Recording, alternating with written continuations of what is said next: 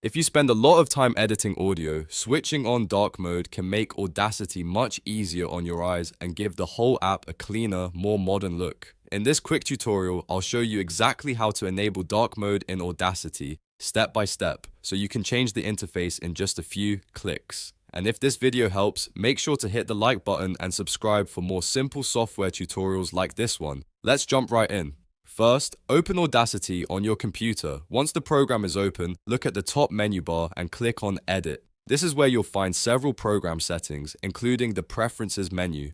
From the drop-down list, select Preferences at the bottom. A new settings window will open, and this is where you can customize the way Audacity looks and behaves. On the left side of that window, you'll see a sidebar with different categories. Click on Interface. This section controls the overall appearance of the software, including the theme options. Now look for the theme drop-down menu. This is the setting that lets you change the visual style of Audacity. Click the drop-down and select Dark. As soon as you choose it, Audacity will switch to a darker color scheme, which is much easier to use in low light and can help reduce eye strain during long editing sessions. Once you've selected Dark, all that's left to do is confirm the change. Click OK to apply the new theme and close the Preferences window.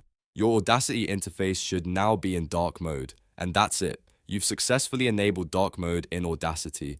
It only takes a moment, but it can make a big difference in comfort while editing. If this tutorial helped, don't forget to like this video, subscribe to the channel, and leave a comment if you want to see more Audacity tips and shortcuts in the future.